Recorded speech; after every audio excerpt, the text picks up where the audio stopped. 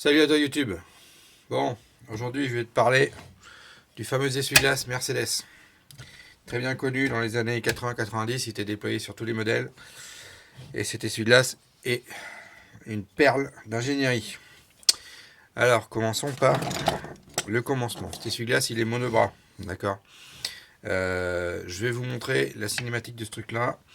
Tous ceux qui ont fait des études de mécanique dans les années 90, voire début 2000, je ne sais pas exactement jusqu'à quand, mais il y avait des TP dans tous les cours de mécanique sur cet essuie-glace. Donc je vais vous montrer sa cinématique.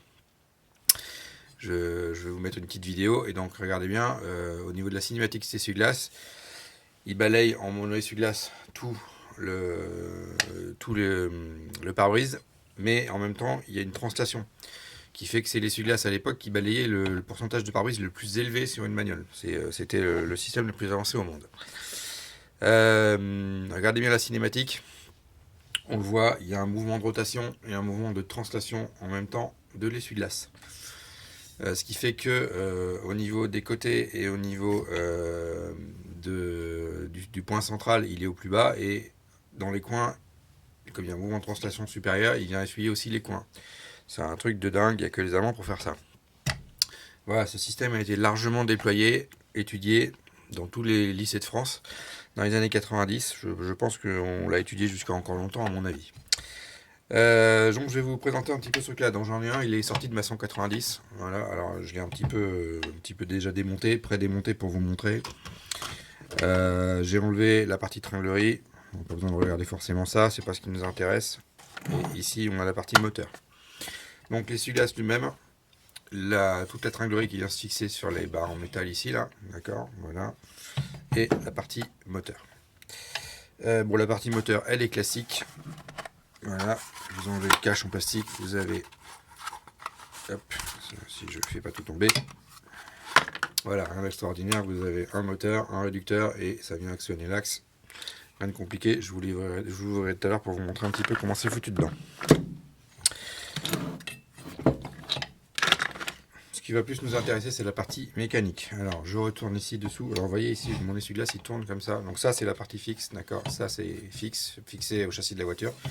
Et vous avez l'essuie-glace qui vient ici tourner, hop, et faire le tour.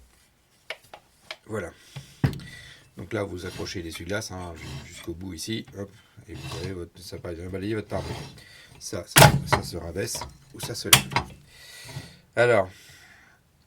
Donc ici, vous avez le mécanisme d'essuie-glace. Si je le retourne, vous avez le moteur qui vient se fixer ici, et par l'étranglerie, ça vient actionner ici le mécanisme et faire tourner cet ensemble-là. Et dans cet ensemble, c'est là qu'on retrouve la partie intéressante. Alors, on va commencer par enlever ça. C'est juste un cache plastique. Vous voyez, si je fais tourner, vous voyez la translation du bras ici. Donc non seulement le bras tourne, mais en plus il avance, comme sur la cinématique.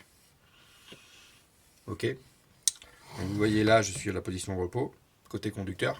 Pourquoi toujours côté conducteur chez Mercedes l'essuie-glace au repos? J'attends la réponse. Ceux qui sont dans le fond, qui n'écoutent pas, vous écoutez pas, non. Pourquoi? Parce que comme Mercedes se préoccupe de la sécurité, et bien la première zone qui est essuyée, c'est la zone du conducteur quand vous lancez l'essuie-glace. Mercedes, security first. Donc l'essuie-glace est toujours positionné côté conducteur pour essuyer en premier la partie conducteur de votre pare-brise pour la sécurité. Voilà. Donc on peut enlever ça, j'ai pré-démonté. On enlève le bras ici. Et donc vous voyez, quand je fais tourner ici, vous voyez la translation. Donc là on est à côté conducteur. On monte dans le coin du pare-brise. On translate le plus possible vers le coin du pare-brise pour essuyer le coin du pare-brise. On revient au centre du pare-brise, on est en position basse. Dans l'autre coin, on vient nettoyer le coin du pare-brise. Et en position sur le côté, on se rétracte. Et vous voyez, ça fait ça à chaque translation. Voilà, c'est magique, hein. Donc on ouvre ça. Alors j'ai déjà tout pré-dévissé, hein. Et c'est là qu'on trouve le mécanisme magique. Donc vous voyez la translation, on la voit bien là.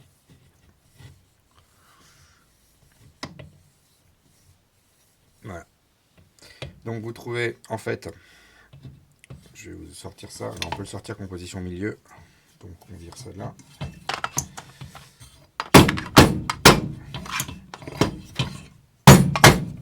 Voilà. Donc vous voyez, on a un axe central ici sur lequel tout vient tourner, d'accord. Et ici, on a un engrenage en bas avec un excentrique ici qui vient faire tourner la partie intérieure. Et quand je tourne ici, ça vient faire translater la partie intérieure. Et donc ça, c'est en lien avec le bâti central. Quand je tourne, ça fait le mouvement de l'essuie-glace, comme dans la cinématique que je vous ai montré tout à l'heure. Et donc voilà, ici en fait on a le mécanisme, il est simple, un axe central, un pignon déporté qui fait tourner ça ici. Voilà.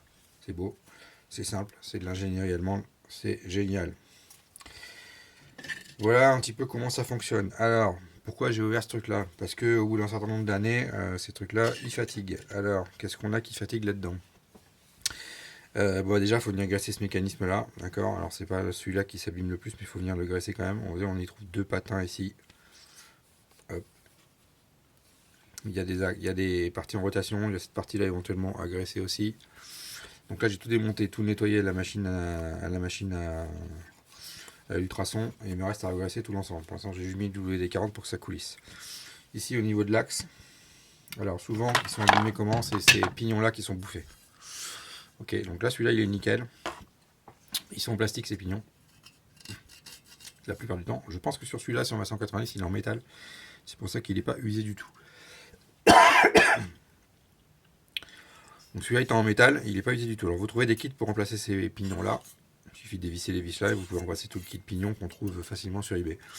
Mais maintenant, ils sont en plastique, donc ils se bouffent plus facilement. Alors, je pense que celui-ci est en métal. Hein. Je ne vais pas dire de conneries, mais il va pas l'air d'être en plastique, celui-là.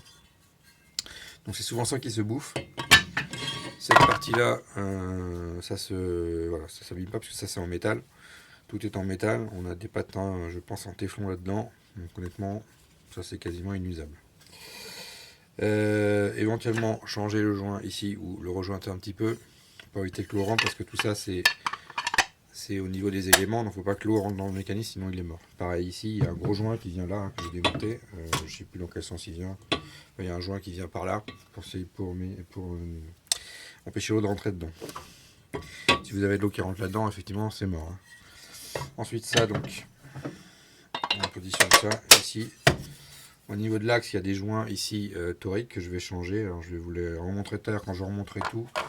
Je vais vous faire le détail, mais il y a un certain nombre de joints toriques ici que j'ai pas encore changé, mais que je vais changer. Voilà, donc au niveau du démontage, vous défaites l'axe ici. Il y a un clip qui vient tenir le tout. Je vous montrerai ça au remontage. Et ensuite, on peut sortir tout le mécanisme ici vers le bas. On met en position haute et ça sort.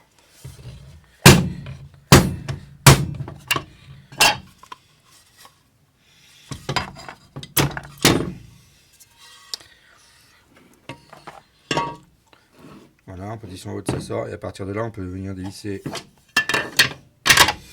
les 4 vis ici. J'en ai foiré une, hein, donc ne faites pas comme moi, il faut que je la répare. 4 vis qui tiennent le couvercle ici et 4 autres vis qui tiennent les glissières ici. Voilà, il faut que je refixe. Voilà comment c'est foutu. Donc ici, graissé, éventuellement jointé ici un peu. Je suis pas sûr qu'on retrouve les joints d'origine, donc jointé à la pâte silicone un minimum. Vous voyez, les joints sont quand même un peu usés ici pour que ça soit étanche. Ça vient jusque là. Ça doit être étanche, sinon c'est embêtant.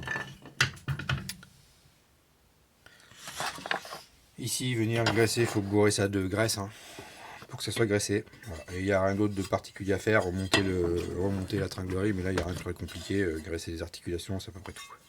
Vérifier qu'elles n'aient pas de jeu, c'est tout. Voilà un peu sur ce truc là. Et côté moteur, mon moteur a l'air en bon état, mais quand je l'ouvre, alors quand vous l'ouvrez, attention, il y a une bille sur le dessus ici.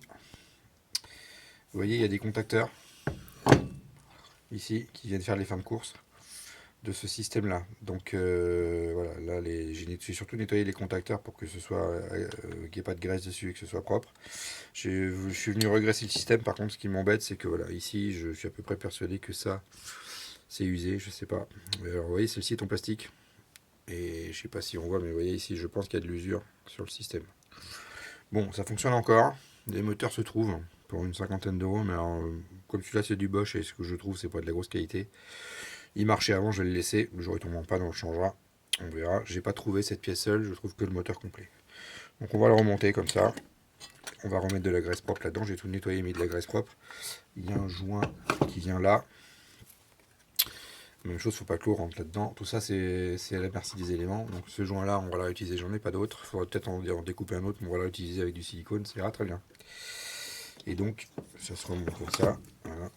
On a le moteur avec ses fins de course. Rien de très compliqué. Avec son cache en plastique qui vient par-dessus. Voilà le système. Donc, pas de... Voilà, rien de particulier.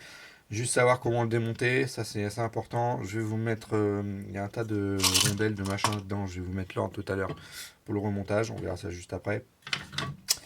Les joints toriques qu'il faut changer, et puis on va remonter ce système complètement. Voilà. Donc voilà déjà l'explication. J'espère que c'est clair pour vous. La plupart des Mercedes sont équipées, même jusqu'au W208, hein, jusqu'à 2003 presque. Elles sont équipées de ce système-là. Après 2003, voire pour certains modèles, genre W203, W209, on est passé au double essuie-glace Mercedes, donc ils ont supprimé ce système. Mais ce système a été installé du milieu des années 80. W201, là encore que les premières ne l'avaient pas, W224 et bien d'autres. Jusqu'à début 2000, donc presque 20 ans d'utilisation. Donc on le trouve assez régulièrement. Souvent ça fonctionne, mais il y a des petites problématiques. Donc ça peut se gripper. Donc ici il faut bien mettre de la graisse. Souvent ça s'use, je l'ai déjà dit. Donc il faut venir changer cette partie-là. Ça coûte pas très cher, mais il faut tout démonter. Je pense aussi que les moteurs peuvent gripper, forcément. Bon, les moteurs se trouvent. Et je pense que les fins de cycle, ici, là, les griffes que j'ai montrées, à mon avis, des fois, il doit y avoir des problèmes parce que sur certains modèles, on voit les essuie-glaces qui s'arrêtent n'importe où. Et ça, c'est pas normal. Donc, si ça s'arrête n'importe où, je pense que c'est ça qu'il faut changer.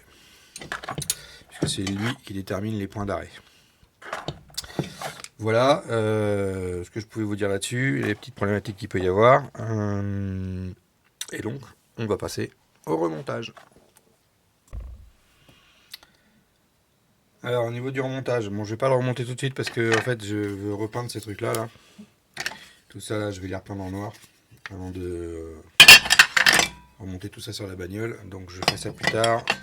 J'ai viré la vis qui me faisait qui avait été abîmée ici. Donc, ce qui est important, c'est ça, au niveau de l'axe ici. Vous voyez l'ordre de toutes les rondelles qu'il y a. Donc, on a une première rondelle en bas ici. Je vais vous mettre le lien de 2 ou 3 tutos qui sont assez bien faits sur internet et vous verrez ça. Donc on a une première rondelle ici avec un joint torique. Alors j'ai pas changé les joints toriques, je les changerai après. On a ça en bas qui va faire l'étanchéité ici. Donc ensuite on met ça en position basse. Donc ici, vous voyez, au plus bas. Voilà. Et on vient le positionner ici. Le pignon ne peut rentrer qu'ici. Vous voyez ici, il peut pas rentrer, donc on doit le rentrer à ce niveau-là. On va rentrer ça ici. Voilà. Ensuite, je retourne. J'ai donc ensuite un premier joint torique ici qui vient faire l'étanchéité ici. Il y a aussi un joint torique dans le corps ici qu'il faudra que je change, que j'ai pas fait encore. Il y a 3 rondelles courtes. Pourquoi j'en ai 4? Bon. J'avais fait le tuto, vous voyez.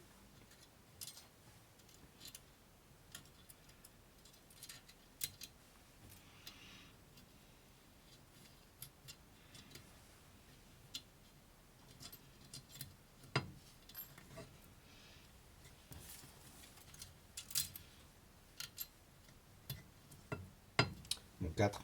Je vais vérifier après. Hein. Là, j'ai une rondelle plus épaisse. Voilà, ok, c'est bon, on est à la bonne hauteur. Et ici, j'ai un clip qui vient clipser tout ça. Donc, vous voyez, c'est jointé en bas, c'est jointé en haut, c'est jointé au milieu, plus le clip. Donc, je vais pas mettre le clip. Et enfin, on a là ça qui vient par-dessus, d'accord, qui vient se mettre dans les cannelures ici. Plus une rondelle ici, qui est pas plate, qui est ondulée, pour venir faire bien appui. Et l'écrou ici. Voilà comment on monte le système. Rien de très compliqué. Une fois que ça c'est fait, et ben, vous voyez, avec le moteur, ça vient faire bouger ça. Ok, voilà. Toc, toc. D'ailleurs, je crois que je l'ai mis à l'envers parce que c'est pas ce côté-là qui vient là, c'est l'autre. C'est ça qui vient comme ça. Voilà. Et j'ai même pris des repères sur mes axes.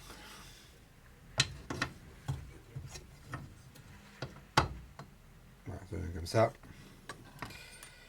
Plus, donc normalement, ça. Et ça. Voilà. Bon, j'ai pas mis ça, mais je le mettrai plus tard. Et ici, il y a une protection qui vient sur l'axe du moteur. Donc ici, vous voyez, on a l'axe du moteur qui vient là. C'est positionné. Ici ou en dessous, je sais plus. Non, c'est en dessous. Le moteur, lui, vient ici. Le moteur, lui, vient ici. Et ça va prendre l'axe en dessous. Voilà. Et donc, hop. Ceci, là, ça vient par-dessus. Alors ça, il faut le monter avant de remonter tout le bazar, parce que sinon vous pourrez plus. Vous pouvez serrer deux vis ici, mais pas les autres. Donc ça sera à monter en premier. C'est pour ça que je le fais pas, parce que sinon je pourrais pas le peindre. Mais voilà. Donc voilà un peu comment ça vient. Le remontage est facile. Voilà. Vous oubliez pas de mettre de la graisse partout. J'en ai pas mis pour l'instant. Je vais mettre ça après. Et une fois que tout ça sera peint, eh ben on le montera sur la voiture. Je sais pas si je vais le peindre ou pas, parce qu'effectivement d'origine c'est gris. On peut juste le nettoyer. Pour l'instant c'est plein de graisse et d'huile. Mais une fois nettoyé, ça sera pas si mal que ça. C'est pas rouillé, pas abîmé. Donc je sais pas si je vais le peindre, on verra. On verra ça au dernier moment. Voilà pour le remontage. Voilà ce que je pouvais vous dire sur cet essuie-glace. Une petite merveille mécanique des années 80 et 90. Honnêtement, j'adore cet essuie-glace. En plus, pour avoir joué dessus pendant des années dans mon lycée, à l'époque où je faisais de la méca, et ben voilà, maintenant c'est en vrai. Allez, amusez-vous bien et à ciao!